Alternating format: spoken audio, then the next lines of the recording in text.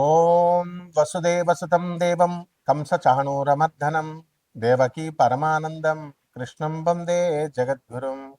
ఓం శ్రీ రాధాకృష్ణాభ్యాం నమ. కృష్ణం వందే జగద్గురుం, అర్జునం వందే జగదేక వీరం.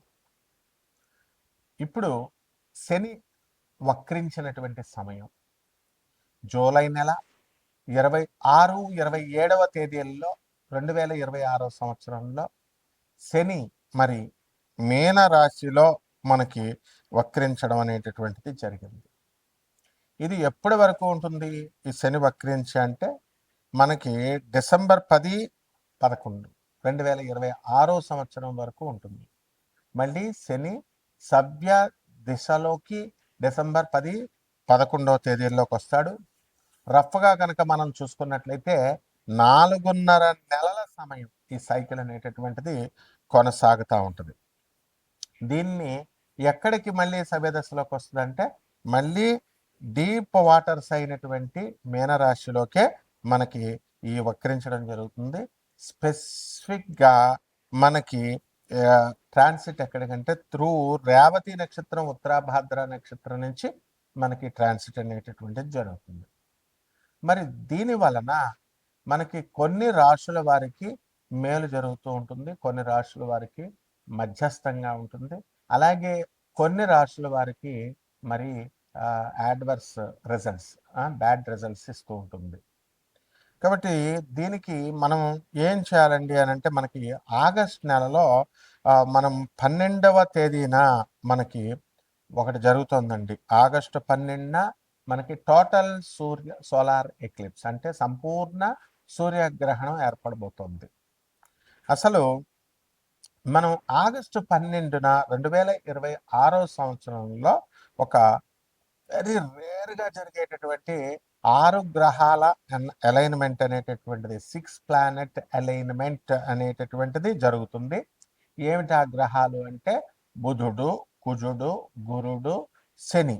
ఈ గ్రహాలు 4 అయితే యురానస్ అండ్ నెప్ట్యూన్ అంటే రాహుకేతువులు దగ్గరగా ఉంటాయి.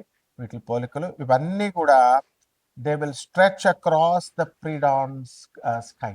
మొత్తం అంతా కూడా ఒకే ఆర్చ్ లాగా వస్తుందన్నమాట.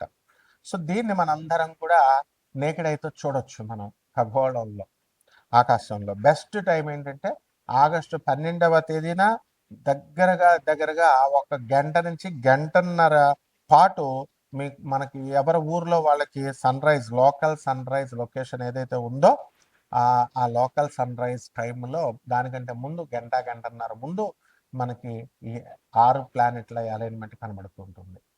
అలాగే ఈ యొక్క మనకి ఈ ఆకాశంలో ఈ స్ట్రెచ్ అయినటువంటి ఈ ఆర్క్ ఏమవుతుందంటే morning eastern and north eastern హారిజన్లో ఇది ఏర్పడుతుంది.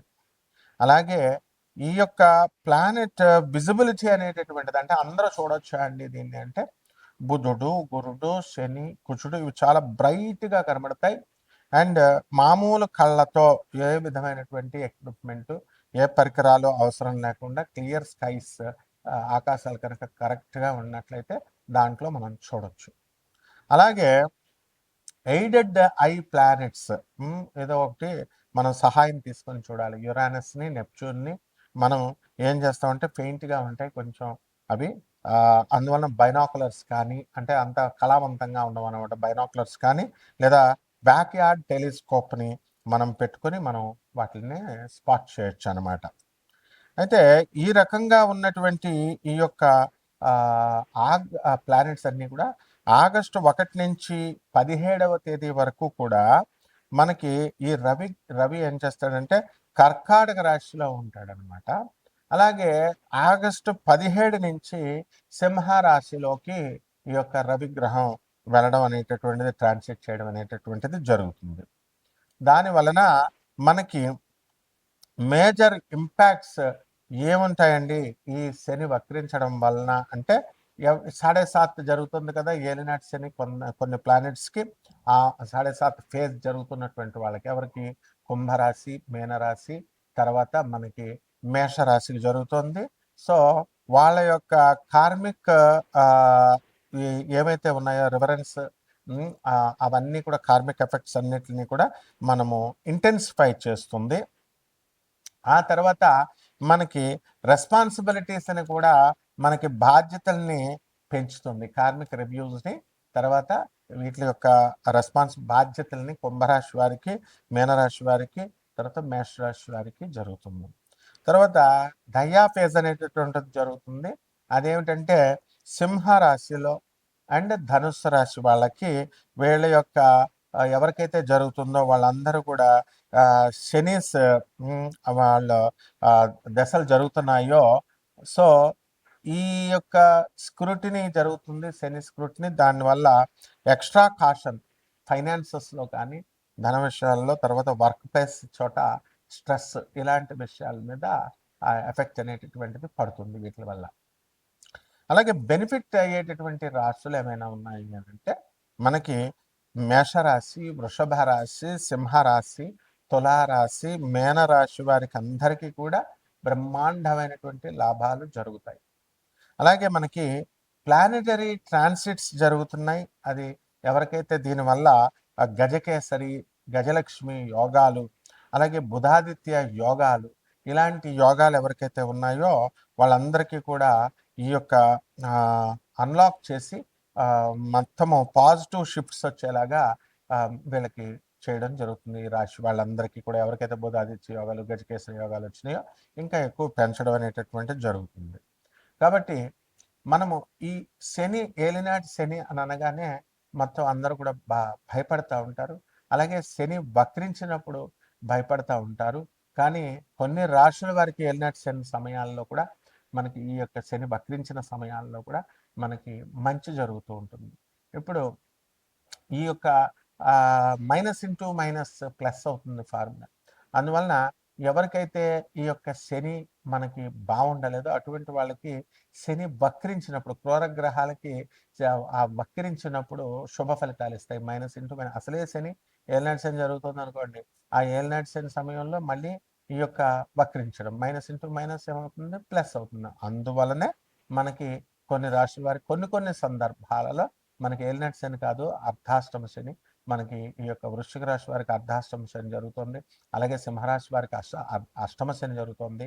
సో ఈ రాశుల వారికి అందరికీ కూడా మనకి minus into minus formula apply అయ్యి కొంచెం శుభాలు జరుగుతాయి. కాబట్టి ఇవన్నీ కూడా గోచార రీత్యా మనం చెబుతున్నాము. కోటాను కోట్ల మంది కామన్ ప్లాట్ఫారం మీద మీ వ్యక్తిగత జాతకాలలో మీకు ఎవరికైతే ఈ సాఫ్ట్వేర్ ఉద్యోగాలు చేస్తున్నటువంటి వాళ్ళకు ఉద్యోగాలు పోయినాయో లే ఆఫ్ల వల్ల, అటువంటి వాళ్ళకి అందరికీ మళ్ళీ ఉద్యోగాలు తిరిగి వస్తాయా రావా, వివాహాలు అవుతాయా అవ్వవా, చాలా సంవత్సరాల నుంచి ఫైనాన్సెస్ ఇన్వెస్ట్మెంట్స్ మనం పెట్టుబడి పెట్టి ఉంచాము, అప్పులు ఇచ్చున్నాము, ఆ అప్పులన్నీ కూడా వస్తాయా రావా, ఇవన్నీ కూడా వ్యక్తిగత జాతకాలను బట్టే చెప్పాలి. కాబట్టి ఇటువంటి వాళ్ళందరూ కూడా కావలసినటువంటి వాళ్ళు మరి అందరూ కూడా మనకి కాంటాక్ట్ చేయొచ్చు. దాని ద్వారా మనం వాళ్ళందరికీ కూడా చెప్పడం జరుగుతుంది. కొన్ని వాళ్ళకి కావలసినటువంటి రెమెడీస్ అన్నీ కూడా మనం చెప్పడం జరుగుతుంది. మకర రాశి, ఈ మకర రాశి వారికి అందరికీ కూడా మనకి అష్టమంలో ఉన్నటువంటి కేతుగ్రహ ప్రభావం వల్ల డిప్రెషన్లు అనేటటువంటివి వస్తాయి.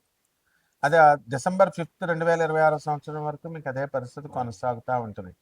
అంటే నిరాశలు. తర్వాత ఆదాయాల దగ్గరికి వచ్చేసరికి ఆదాయాలు బ్రహ్మాండంగా పెరుగుతాయి. అయితే గురు, రవి, బుధ గ్రహాల ప్రభావం వలన వీళ్ళందరికీ కూడా ఏం జరుగుతుందంటే ఫైనాన్షియల్ ఇంప్రూవ్మెంట్ అనేటటువంటిది జరుగుతుంది. భార్యాభర్తల మధ్య కొట్లాటలు, ఫైటింగ్లు చేసుకుంటూ కోర్టులకి వెళ్ళినటువంటి వాళ్ళందరూ కూడా ఇంకా కేసులు అనేటటువంటి పెండింగ్లో ఉంటాయి. పూర్తిగా ఇంకా అవ్వలేదన్నమాట. అలాగే ఈ యొక్క నోటికి సంబంధించినటువంటి దుర్వ్యసనాలు, కఠినంగా మాట్లాడాలు, ఇలాంటివన్నీ కూడా జరుగుతాయి. అంటే వాటి వల్ల లాభాలు కూడా ఉన్నాయి. కఠినంగా మాట్లాడడం వల్లే మీకు కొన్ని పనులు పూర్తి అవ్వడం అనేటటువంటిది జరుగుతుంది. అలాగే శని వక్రించి మనకి ఈ యొక్క మీనరాశిలో ఉన్నాడు. అందువలన చక్కగా మీకు ఈ యొక్క మీ సోదరులు వీళ్ళందరూ కూడా బ్రహ్మాండంగా స్థిరపడ్డం అనేటటువంటివి జరుగుతాయి. అదేవిధంగా ఈ యొక్క రాశి వారికి అందరికీ కూడా మనకి ఈ భాగ్యములో ఉన్నటువంటి ఈ యొక్క శుక్ర గ్రహాల ప్రభావం వలన స్త్రీల నుంచి విపరీతమైనటువంటి లాభం జరుగుతుంది. కొత్త స్త్రీలు పరిచయం అవడం, భార్య వల్ల ఇన్కమ్స్ అనేటటువంటి లాభాలు, ఇలాంటివన్నీ కూడా జరగడం అనేటటువంటివి జరుగుతాయి. అదే మోస్ట్ ఇండిపెండెంట్‌గా వీళ్ళందరూ కూడా మకర రాశి వాళ్ళు అవ్వడానికి, తయారవ్వడానికి అవకాశాలుంటాయి. అలాగే భార్యాభర్తలు వేరే వేరే చోట్ల ఉద్యోగాలు చేస్తున్నటువంటి వాళ్ళంతా కూడా వాళ్ళు ఆ ఉద్యోగాల్లో మీరు కోరుకున్న చోట్లకి ట్రాన్స్ఫర్ రావడం, మళ్ళీ భార్యాభర్తలు ఇద్దరు కలిసి ఒకే చోటకి రావడము ఇలాంటివి జరుగుతాయి. అదేవిధంగా ఈ యొక్క రాశి వారికి స్థలాలు లేనటువంటి వాళ్ళు స్థలాలు కొంటారు. ఇల్లు లేనటువంటి వాళ్ళు ఇల్లు కొంటారు. అండ్ గతంలో మీ పైన పడినటువంటి అపనిందలు ఏవైతే ఉన్నాయో అవన్నీ కూడా తొలగిపోవడానికి అవకాశాలు అధికంగా కనబడుతున్నాయి. కాబట్టి ఈ యొక్క పరిహారాలు ఏమిటంటే మకర రాశి వాళ్ళు మీరు అనుకున్నవన్నీ సక్సెస్ అవుతాయి. కానీ మనకి శని వక్రించడం వల్ల కొంచెం ఈ రాశి వారికి మీకు అంత అనుకూలం కాదు. కాబట్టి శని జపం చేసుకోండి, శని స్తోత్రాలు చదవండి. శనికి కిలోంపావు నల్ల నువ్వుల్ని, నల్లని వస్త్రాన్ని పేద బ్రాహ్మణులకి శనివారం నాడు ఉదయం 8 గంటలకి దానం చేసుకోండి. దశమహావిద్యల్లో ఒకటైనటువంటి మహాకాళి అమ్మవారి యొక్క హోమాన్ని కానీ, అమ్మవారి యొక్క మంత్ర జపాన్ని మీరు ఇళ్లలో చేసుకోవడం బ్రహ్మాండంగా ఉంటుంది. అదేవిధంగా రావి చెట్టుని మీరు ఇంట్లో కుండీలో వేసుకొని పెంచుకుంటూ దానికి తులసి అమ్మవారికి చేసినట్టుగా పూజ చేసుకోవాలా.